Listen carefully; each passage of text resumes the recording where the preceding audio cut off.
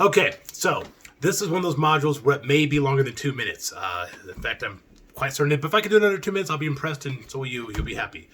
Okay, so there's some, before we set off to the first, what I would call real checkpoint, one of the things you definitely want to know that make the almost all the difference with this working is one thing, and that is not your skill set, not, gosh, I don't think anything else I can think of. I can't even think of anything else more important than this.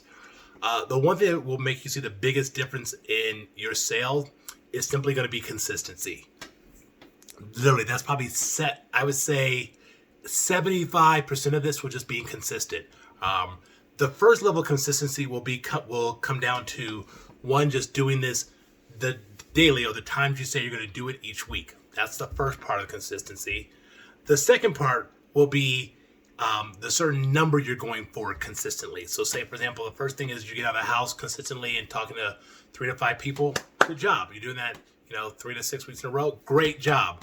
The next round is like, okay, let me go ahead and talk to a certain number of people consistently. So I think 17 to 22 is a good number if you're doing in person. If you're doing like over the phone, I think 50 is a good one to shoot for.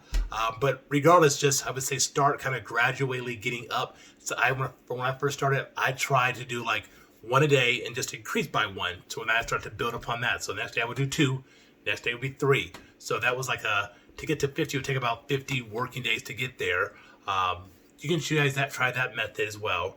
And then the next thing to kind of really master is being consistent with the right number. And then the icing on top of the cake is having the skill set.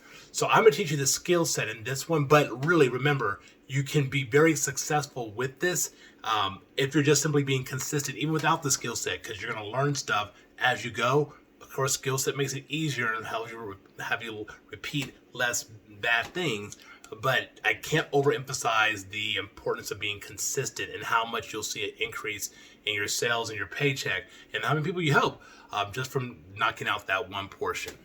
So let me roll into the next one thing to make it consistent. So earlier when I started doing these videos, I had which is right here, I made a calendar to go ahead and just track my activity and different parts of doing the business. For each thing, I put like a point next to the certain activity. If you go to the Facebook group, you should see in the file section, I believe the last iteration was version 14 of a calendar. The calendar is made specifically for doing small biz or group, but doing Legal Shield. There's one error on it, and that is during the 12 o'clock and I think 1:15 or 1:30 hour. There's not a time block. I personally would take a lunch during that time and just regroup, so I just left it off for me and accidentally didn't put that back in there for you. So that may get corrected, that may not, but it still should be a good framework for how to just judge your activity. If you're doing the business part-time, I think 100 points a day is a good place to shoot for. If you're doing the business full-time, I would say 200 points a day. The main thing to do, though, is simply track. Even if it's horrible, track. That will help you to start seeing just where you need to improve. And with the way it's laid out, it's breaking down into sections where you'll see how many people you actually attempted to call, how many of those people actually answered, how many of those people you had a discovery call with, or asked for a discovery call with that were accepted, how many of those discovery calls led to an appointment, how many of those appointments led to that the presentation actually did happen, how many of those led to a sale, and all the other steps. You'll start to see a ratio or a ratio of how effective you are, but you'll also be able to zoom in and see where you weren't effective. Couple of highlights on the calendar. It'll be broken down into 2 sections. One section where you'll put down what you're planning to do the night before in the plan section. And then to the right of that, you'll see an actual section where you'll fill out what you actually did in case you didn't do your plan. So you can start seeing like, hey, here's where I was distracted. Here's where I let my family pull me away from what I said I was going to do. Here's what I was on Facebook longer than long. One thing to notice is, or not notice, but notice, is that it's going to be really, if you're like me and like most other people who do this, it's going to be really confronting. You will probably see things about yourself that you're like, wow, I don't work as hard as I thought I would. You'll have days where you might only get 2 points, and you're like, what did I do all day?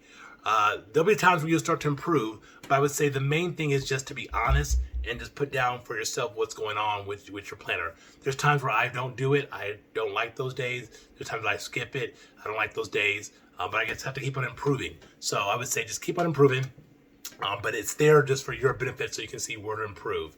If you have questions about the calendar when you start using it, let me know, or just ask in the group. People will probably help you. Not probably, people will help you. But it's just there to make this road a lot easier. So you're so fortunate. This was actually covered in about, I think, 2 1-hour segments the first time we did this training. So be glad that we kind of worked out the kinks to make this simpler. Hopefully you understand what I'm saying. I made it simpler, but didn't skip over anything. But hopefully that gets you going with just the right mind frame as far as understanding the character and understanding your tools to see like what you're doing, how you're improving, and just making progress through the lay of the land. So next week, next week, I might want to do tonight because it's just a big section, is we're going to get started with the good stuff. So if you don't have the audiobook yet, definitely get the audiobook, The Way of the Wolf, and start to read the chapter called The First 4 Seconds. It'll probably take you a while to get there, or you can jump right to it. I would just take your time and get there. But I'm going to be covering the first part of The First 4 Seconds next week, and that's really where this whole journey begins. It is a powerful, powerful chapter, and once you know this concept, it'll make all the difference in you being successful in any career with doing whatever you choose to do. So that's all for this week. I look forward to talking with you next week, and just make it a great one. All right, talk to you later. Bye-bye.